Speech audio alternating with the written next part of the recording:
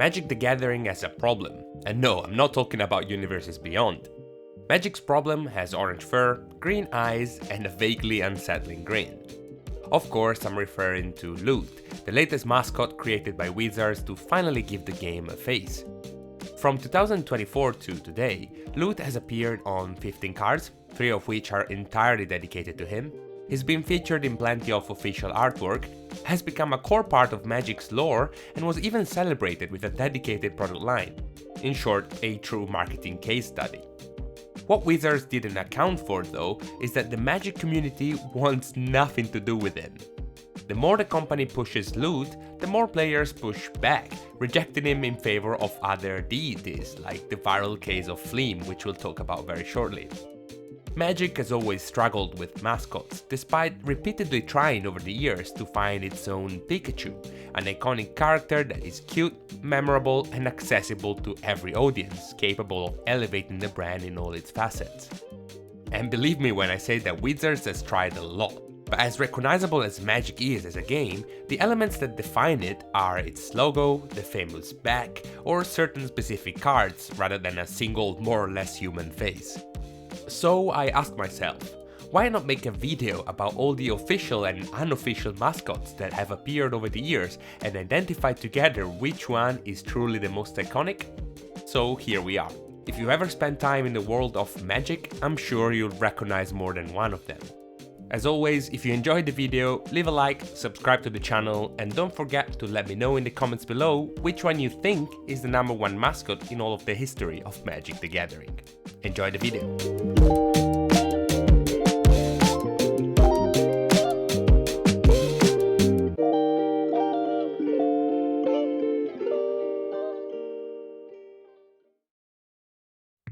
Let's start in 1993, the year Magic first hit the market.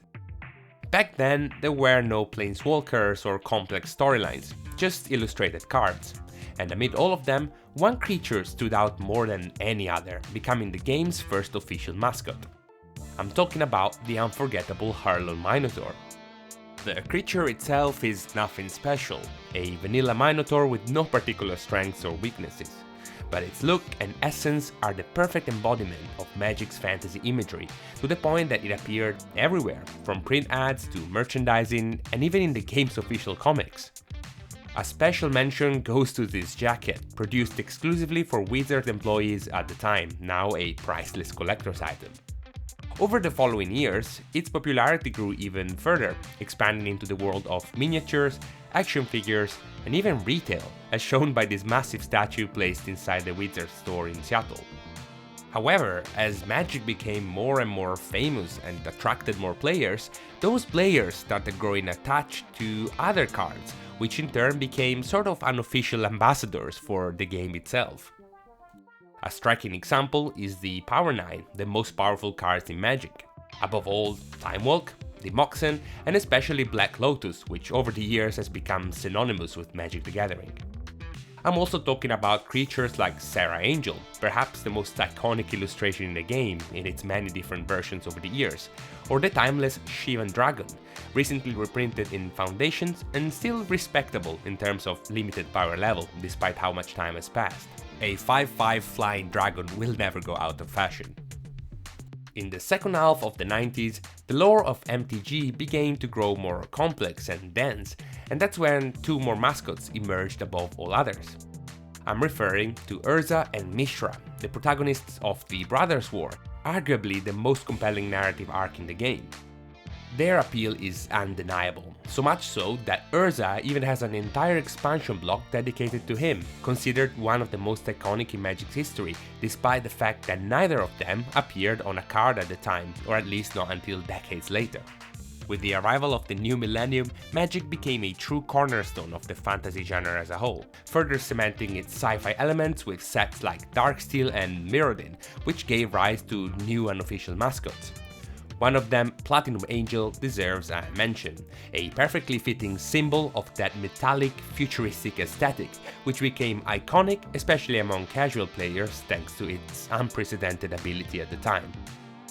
The 2000s are also often considered the golden years of competitive play, and from the beloved Ravnica block emerged yet another creature that became a mascot in the hearts of fans. I'm talking about Dark Confident, also known as Bob, since both its effect and artwork are based on an idea by Bob Maher Jr., winner of the Magic Invitational and for all intents and purposes, Mr. Dark Confident himself. In 2007, with the release of Lorwyn, everything changed. A new card type was introduced, Planeswalkers, and the original 5 immediately became the faces of Magic. This wasn't just a gameplay revolution, but also, and above all, a shift in the lore and in how the game was perceived.